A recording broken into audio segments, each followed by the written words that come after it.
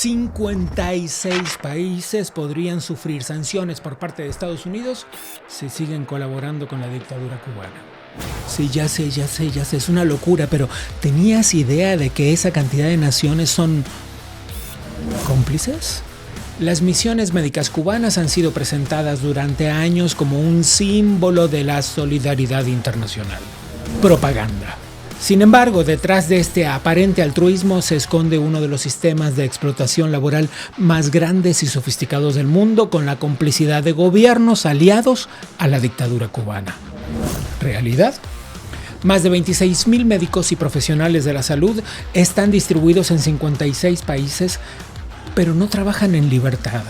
En lugar de recibir un salario justo por su labor, en algunos casos, entre el 80 y el 95% de sus ingresos son confiscados por la dictadura cubana. Además, viven bajo estricta vigilancia, sin pasaportes y sin la posibilidad de reunirse con sus familias. Muchos de estos médicos han denunciado la manipulación de las estadísticas en los países en los que trabajan, creando informes falsos sobre el número de pacientes atendidos y los medicamentos suministrados. Además, hay informes de que estas misiones también sirven para infiltrar agentes de inteligencia y difundir propaganda comunista en los países receptores. Frente a eso, Estados Unidos anunció sanciones contra los países que mantienen acuerdos con Cuba para sostener estas brigadas médicas. Gobiernos como los de México, Arabia Saudita, Venezuela, Guatemala, Guyana, Qatar o Argelia o Uruguay, en fin, todos esos podrían enfrentar la revocación de visas de sus funcionarios y sus familias si continúan colaborando con el esquema de explotación. Sin embargo, la pregunta es, ¿realmente afectará esto a los países que dependen de los médicos cubanos? En muchos casos, los gobiernos aliados de La Habana están más interesados en sostener sus relaciones con el régimen cubano que en proteger los derechos humanos de los trabajadores. Esa es la verdad. A ver, niéguenlo. Y además, muy a menudo, pagan por esas misiones médicas cubanas mucho más de lo que le pagan a los profesionales locales. La realidad es que las misiones médicas cubanas no son un acto de generosidad, sino un negocio multimillonario basado en la esclavitud moderna. Un negocio que, además de financiar el régimen por varios miles de millones de dólares cada año, sirve para infiltrar ideologías, vigilar a los propios médicos y sostener la maquinaria del control del Estado cubano. Aquí seguimos exponiendo estas redes de esclavitud y corrupción disfrazadas de cooperación médica. ¿Hasta cuándo seguirán los gobiernos del mundo financiando la dictadura cubana?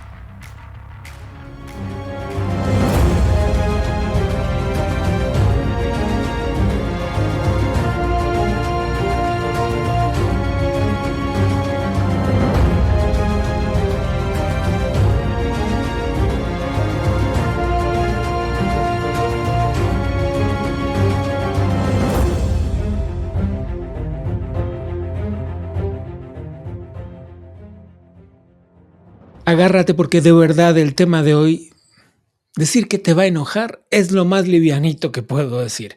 Pero además de eso es sumamente interesante porque es muy probable que tu país esté involucrado.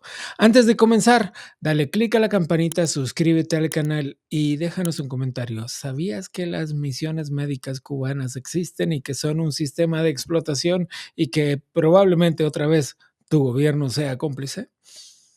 Vamos a hablar de eso. Vamos a hablar con la doctora María Huerlao, la fundadora de Archivo Cuba. María, tengo muchísimas preguntas para hacerte, entre otras porque hay tantos países involucrados en estas posibles sanciones y ¿qué tan grande va a ser esto? ¿Qué tan efectivo va a ser esto?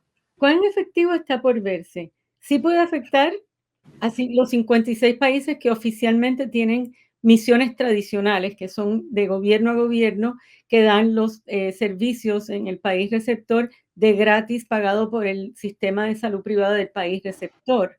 Sin embargo, hay brigadas médicas cubanas en países, en clínicas privadas, donde esto no se anuncia mucho, donde cobran a los pacientes, pero los trabajadores cubanos están bajo el esquema de trata, o sea que potencialmente podrían ser más países. Déjame, a ver, aterrizar un poco esto. O sea que si alguien en una clínica privada, el dueño de una clínica privada en Brasil decide contratar a médicos cubanos bajo el sistema de explotación que sabemos que es el sistema de las misiones médicas, ya lo hemos explicado muchas veces aquí, pero ¿podría recibir sanciones como la revocación de su visa para entrar a Estados Unidos? Así es, lo que pasa es que hay muy poca información sólida, esto es muy difícil de escarbar. Por ejemplo, te doy el ejemplo en Timor-Leste, hay una brigada cubana de trabajadores contratados privadamente en un hospital que parece ser propiedad del hijo del presidente. Esto es un gobierno autocrático con poca transparencia, etcétera. Y entonces en el Congo también hay este tipo de esquema. Entonces no se sabe si es que están en sociedad con el Estado cubano o con una empresa del Estado cubano o con un jerarca del Estado cubano, pero lo importante es que los trabajadores que están allí están bajo la misma confiscación de salario y regulación, sin sus pasaportes, sin poder traer la familia, sometidos a reglas arbitrarias, en pobres condiciones de vida, etcétera. Entonces, la pregunta es, ¿cuán efectivas pueden ser las restricciones? Eso depende de cuánto le importe a los funcionarios del país receptor. Por ejemplo, pregunta en México, el ministro de Salud de un país como México, como Argelia, como Angola, que son aliados muy fuertes de Cuba, ¿cuánto le puede importar esto? Probablemente no mucho, porque Claro. ya están aliados con Cuba y todo el mundo lo sabe. Sin embargo, Permíteme poner en pantalla, mientras hablamos tú y yo, algunas de las cifras. En Arabia Saudita, 750 médicos. En Argelia, 890. En Angola, 1243. Pero hay otros países, como mencionabas recién, que tienen 3101 médicos, o Qatar 1232. Son cifras realmente muy grandes. Y si nos vamos hasta el final de la página que tú compartiste con nosotros, María, Venezuela tiene la escandalosa cifra de 14,000 médicos, lo que suma un total de casi 26,100 profesionales de la salud de distintas áreas. Y una vez más es preciso decirlo, como lo hemos dicho muchas veces tú y yo que hablamos de esto, si no estamos poniendo en tela de juicio el profesionalismo de quienes trabajan en ella, sino el sistema de explotación al que están sometidos, ¿no? así es, quiero aclarar, esa tabla incluye otros profesionales de la salud, incluso a veces incluye, como en la brigada de Guatemala, cocineros y choferes que mandan como parte Al de la servicio de la salud, claro. cobran como si fueran médicos todos, por lo general cobran el mismo salario todos, o a Cuba le pagan. Y es un estimado que ha hecho Archivo Cuba porque nosotros estamos analizando constantemente los distintos países. Hay 56 brigadas oficialmente según Cuba y ellos no dan las estadísticas. Los datos a veces lo da el Grama, o sea que es el medio oficial del Partido Comunista Cubano, hay medios de los países receptores, salen por ahí, pero desde el 2008 Cuba no publica una tabla oficial con el número de colaboradores. Yo solo quiero poner sobre la mesa una especulación sumamente imprecisa, como toda especulación, digamos, pero imaginemos, si al menos 10 funcionarios de cada país estuvieran enterados, relacionados a la contratación de estas brigadas médicas, en 56 países, imagínate esto, el volumen de revocación de visas de funcionarios que significaría. Ni hablar si nos vamos hasta lo que tú estás comentando, las contrataciones privadas como parte de una simulación. Sí, funcionarios y sus Bueno, familias inmediatas. entonces lo podemos multiplicar por 5, ¿te gusta? Entonces, Aunque se tomen solamente los ministros de salud, esto puede incluir a mucha gente y por ahí, o sea, en adición, ¿no? El asunto es cuán efectivo puede ser, está por verse, porque, por ejemplo, hay pequeñas islas del Caribe o países en África que son pocos los médicos y que en muchos casos lo que están haciéndole es un favor al Estado cubano porque tienen agentes y socios y amigos dentro de los ministerios de salud que le pagan más a los, por médico que costaría tener un médico local bien contratado. Es un favor que le hacen, en realidad no los necesitan. Entonces, este es el juego que se puede dar. Sin embargo, un país como México o como Angola o como Argelia puede fácilmente absorber a esas personas y no en realidad afectar el total, pero sí le afecta otras cosas a Cuba, que es el prestigio, la credibilidad, la propaganda que hacen Vamos con a, estas misiones que muy poca gente se entera de que se trata de la trata de personal médico cubano y de otros, ¿no? Y además, es un ángulo en que el Estado cubano y los servicios de inteligencia cuelan agentes que hacen propaganda a favor del modelo socialista, que vigilan, infiltran al país. Entonces, eso también es una herramienta que Cuba va a perder si pierde misiones en alguno de estos países. Eso es muy claro. Me gustaría detenerme ahí un segundo. Primero veamos en pantalla en este momento cuánto le paga México a cada uno de los médicos cubanos, solo para que se indignen los médicos locales en México, para empezar. Pero bien sabemos que el régimen cubano suele quedarse con márgenes de entre el 80 y el 95% de ese dinero que reciben. Así es. Por otro lado, quiero detenerme en lo que acabas de decir, las repercusiones en términos de violaciones a los derechos humanos y una cosa de la que poco se habla, es decir, de las sanciones que reciben los que osan desertar.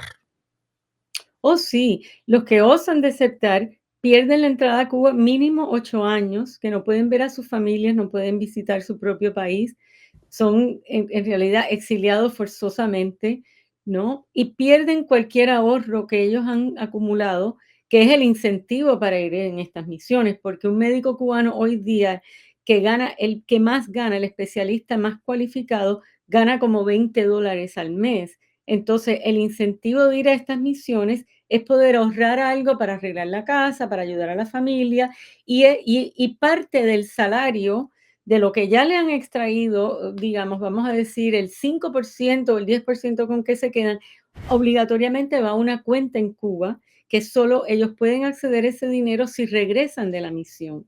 Lo pierden también. Hay una cosa que planteas en las recomendaciones del documento que hizo Archivo Cuba para el Departamento de Estado, y es evaluar el impacto que esto tiene en el sistema de salud dentro de Cuba. Es decir, existe este drenaje de profesionales de la salud que se van, no los estamos juzgando, en busca de tener mayores ingresos para su familia. Así de rudimentario y de claro y de comprensible es el tema. Pero ¿qué impacto tiene esto puertas adentro del sistema de salud cubano? Enorme. El impacto es enorme y los cubanos, todos los que conocen la situación de Cuba o viven en Cuba, saben que en Cuba casi no hay especialistas, porque son por los que más gana Cuba y los mejor preparados, los que primero salen, y no hay personal médico en los hospitales y en las clínicas cubanas, como tampoco hay muchas de los medicamentos que produce Cuba internamente con su industria farmacéutica, que los exporta con las brigadas, porque hacen un trato que cubre los medicamentos que la brigada tiene que dar, que muchas veces lo botan, porque tienen que inventarse las estadísticas de las personas que supuestamente están tratando. Entonces, Entrevistado aquí alguna vez por recomendación tuya al doctor Figueredo, que nos contaba cómo simulaban, inventaban estos reportes cuando él participó en las misiones médicas en Venezuela, ¿no? así es. Una cosa de locos. Habla de un aspecto más que es muy polémico, María, porque el siguiente punto sobre la explotación y la trata de personas en Cuba tiene que ver con el servicio militar obligatorio. ¿Y por qué es polémico? Porque hay otros 72 países del mundo que tienen servicio militar obligatorio. Así es que es preciso que nos expliques por qué está incluido en el informe. Sí, no sé si hay tantos países que tienen servicio militar obligatorio, tendría que refrescar la estadística, pero Cuba es uno de 2 que obliga a menores de edad al servicio Esa es militar. otra historia. Eso es con Corea del Norte, ¿no? Pero aparte de eso, el servicio militar en Cuba, que hoy día es de por 2 años, antes era 3, ha sido una tragedia de décadas, de abusos, de malnutrición, los ponen a trabajar. En realidad es trabajo forzoso, es como una industria de explotación donde los reclutas están mal alimentados, tienen que hasta donar sangre forzosamente para la industria farmacéutica, malnutridos, abusados, y es una fuerza laboral en realidad. Entonces, muchos de estos jóvenes que los mandan lejos de sus casas, muy jovencitos, con poca preparación, con poco material, equipo de protección para hacer trabajos difíciles y peligrosos, mueren en accidentes o tienen lesiones muy graves. Muchos se suicidan porque no lo aguantan. Otros se autolesionan de una manera pero terrible para poder escapar del sistema obligatorio. Es una gran tragedia. Nosotros tenemos un informe en el sitio de Archivo Cuba donde lo documentamos, ¿no? Y documentamos en la base de datos de muertes y desapariciones el número de reclutas que están muriendo, por lo menos que se reportan, porque Cuba no los Por reporta, ¿no? supuesto. En accidentes o por suicidio o por hasta por desnutrición, porque no le tratan infecciones menores con medicamentos. Es una cosa muy terrible. María, como siempre se nos fue el tiempo volando y te robo la promesa de que regreses con nosotros lo antes posible, pero ha sido muy valioso que hayas podido explicarnos primero el rol que ha tenido Archivo Cuba en la documentación a lo largo de los años de todos estos casos, pero además el valor que ha tenido esto a la hora de conformar los informes entregados al Departamento de Estado y las consecuencias que finalmente esto parece tener. Gracias a ustedes. Un abrazo.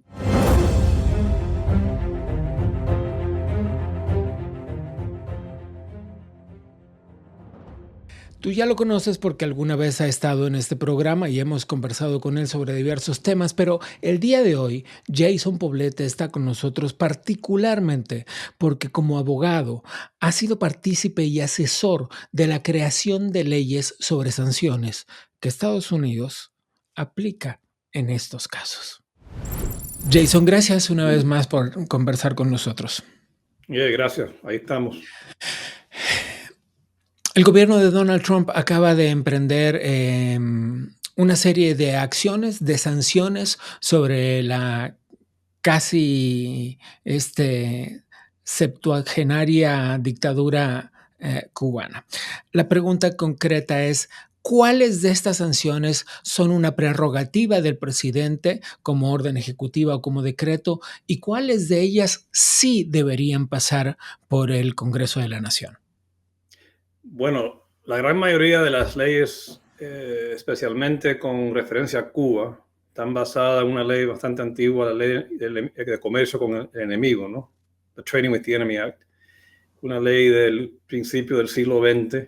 Y en respecto a leyes de sanciones, como ustedes saben, son herramientas políticas del Ejecutivo. Técnicamente, y podemos profundizar un poco por qué digo eso, debe existir un embargo total contra Cuba desde el punto de vista jurídico, como existe bajo esa ley. Hay otras leyes que existen hoy que son una plataforma moderna jurídica que se utiliza para efectuar sanciones, que lo han comentado en su programa en el pasado contra otros países, pero en el tema de Cuba es muy especial porque está basado sobre esa ley, ley de comercio con el enemigo. Una ley que no necesariamente se ha cumplido, si me permites, ¿no? En mi opinión, ninguna de los reglamentos que existen vamos a decir, en el tiempo moderno, vamos a usar desde el punto que cayó el muro de Berlín, en mi opinión, no hemos cumplido con la ley como el Congreso, y esta ley en particular que yo le menciono debe ser ejecutada.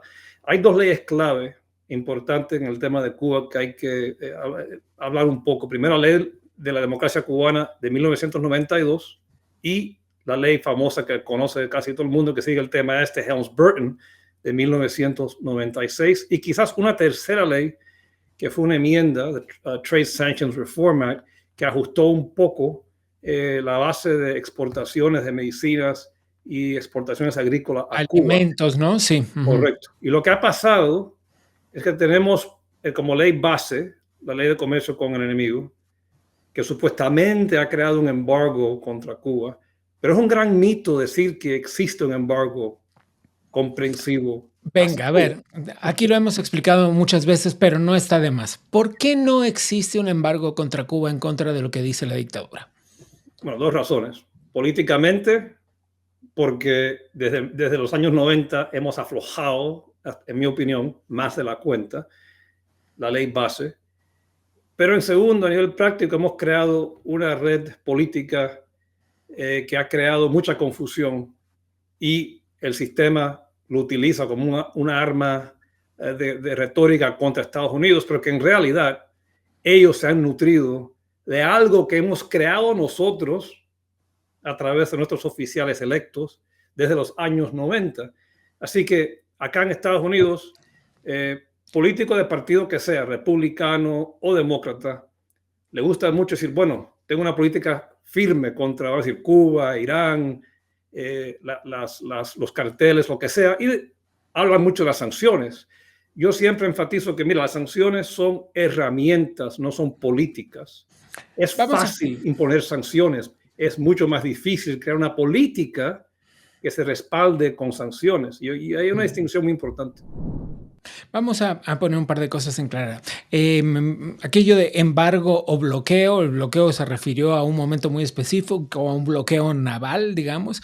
Y en efecto hay algún embargo económico sobre la isla que está basado en la expropiación en el momento del comienzo de la revolución, para entender un poco eso. Sin embargo, es preciso decir que, como tú bien mencionaste, eso no aplica para medicinas y alimentos. Por ejemplo, y solo como un dato anecdótico para que la gente lo tenga en cuenta, Estados Unidos es el país al que más Cuba le compra pollo, por ejemplo, ¿no? Por ejemplo. Cosa que no sería necesaria si la dictadura cubana dejara que cada quien tuviera su propio ganado. Por ejemplo, ¿no? Figúrese, por ejemplo. Sí. Así de fácil sería. Pero quiero poner algunos puntos en claro. El Departamento de Estado anunció sanciones de retiros de visa y sanciones económicas para aquellos gobiernos que específicamente mantengan relaciones comerciales con la dictadura cubana relacionados a las misiones médicas. Estas que, como sabemos y hemos estado hablando a lo largo del programa, están presentes en decenas de países y con miles de médicos distribuidos, profesionales de la salud distribuidos a lo largo del planeta. ¿Cuáles son las consecuencias concretas que veremos a partir de esta sanción, Jason? Bueno, eso es un caso muy particular y muy curioso creo que van a haber más sanciones como esas y eso va a la ley prima de que hablábamos antes. La ley... Trade with the enemy. Empezando con esa y después la ley Helms-Burton u otras que han durante mucho tiempo han declarado, pero nunca se ha aplicado, que los países del mundo es la política de Estados Unidos que cooperen con Estados Unidos sobre estos puntos, no solamente la trata de doctores. Y nosotros hemos trabajado mucho en esos casos en varios países. En México hemos tocado, en Guatemala, en Brasil, en Uruguay.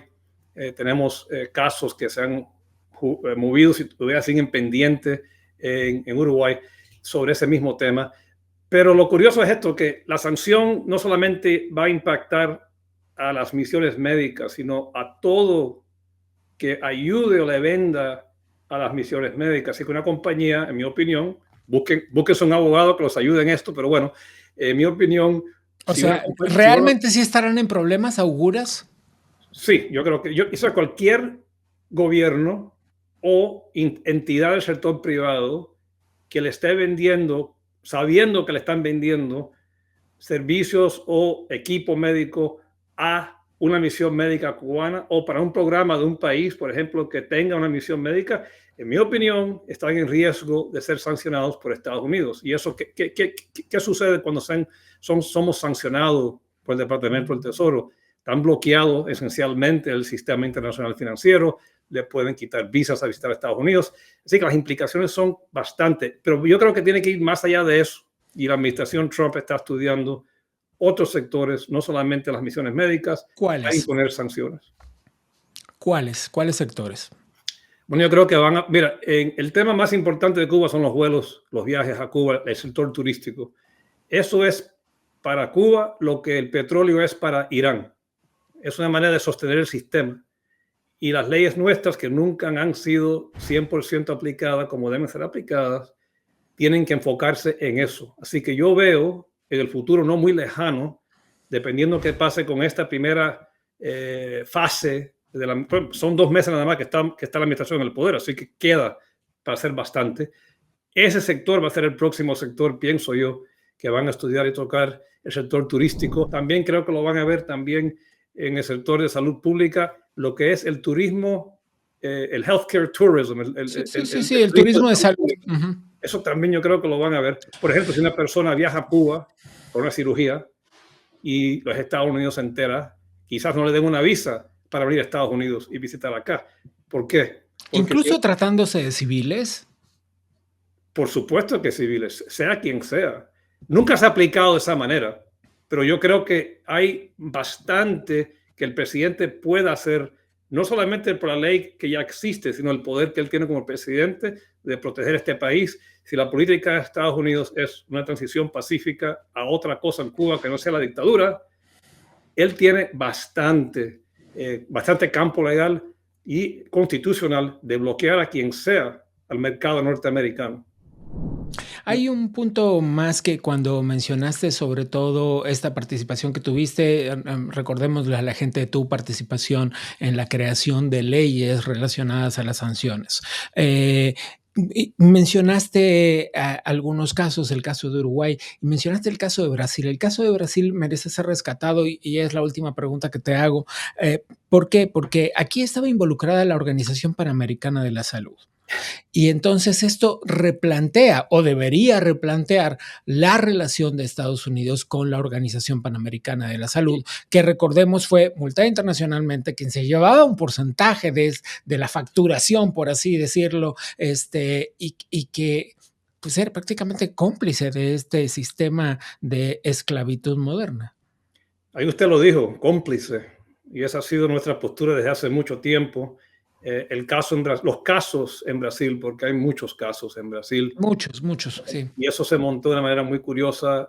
Nosotros y otros grupos se enfocaron no en atacar Cuba, sino en enfocarnos en qué hacía Brasil, Pajo y todos esos grupos para facilitar esa relación. Y el enfoque fue eso. Y eso fue lo que se hizo en otros países. Ya sabemos que Cuba hace lo que hace. Está bien. Pero cuando uno vive una democracia en un país responsable como es Brasil, Argentina, México, si hay contratación pública, dineros del contribuyente a esos programas, eso hay que darle más escrutinio. Te voy a decir, en este momento prácticamente no existen personal médico en Brasil. Prácticamente no existen. Y eso está dado precisamente por las sanciones de las que tú hablas. Estaba buscando el archivo y eso era lo que miraba fuera de cámara mientras hablaba contigo. En este momento no hay personal médico en Brasil, al menos oficialmente, personal médico cubano en Brasil. Verificado no sabemos por seguro, pero sí hay muchos profesionales que esencialmente están en un limbo legal y eso hay que corregirlo. Eso no solamente pasa en Brasil, pasa en muchos otros países. Lo esencial es que el sistema interamericano, sea la organización que sea, no debe estar facilitando este negocio que tiene el sistema, sino desvincularnos y enfocarnos en ayudar a esas personas que se desvinculen de eso y que estos países en las Américas no contribuyan ni un centavo del contribuyente de su país a un programa que no respeta la ley fundamental de un individuo, ejercer su profesión como él o ella quiera. Y eso es lo esencial de todo esto. Eso es algo que la gente no nos cree, pero bueno, pueden hablar con muchos médicos que se lo dirán públicamente o en privado y van a hablar con unos expertos también que le va a tocar el tema. Está pasando, sigue pasando y le pedimos a todo el sistema interamericano, a los países responsables que por favor que se desvinculen de ese programa del sistema cubano, por ahora. Así es Jason Poblete, abogado, es un influencer republicano, pero además es un especialista que ha colaborado con el Congreso de Estados Unidos en la creación de leyes sobre sanciones. Gracias. Gracias.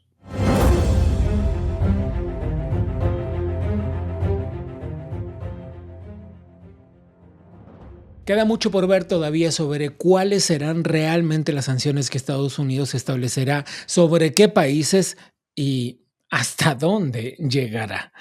Por eso, estate atento porque seguiremos contándote de este asunto. Vamos a dar una vuelta para ver qué está pasando puertas adentro del Adam Smith Center for Economic Freedom.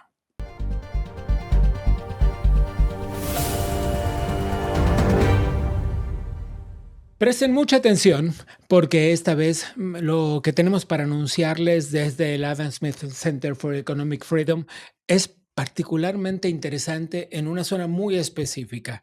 El centro lanza su programa de desarrollo profesional y liderazgo transformacional. ¿En dónde?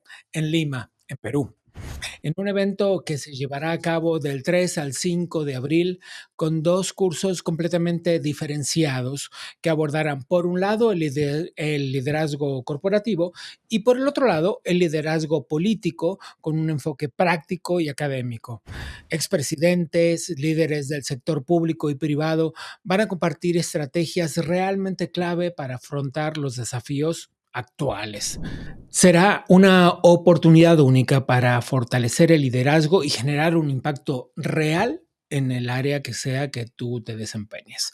Las inscripciones están abiertas y puedes acceder a ellas ingresando al link que ves aquí en pantalla. Ahora sí, esto fue todo por hoy.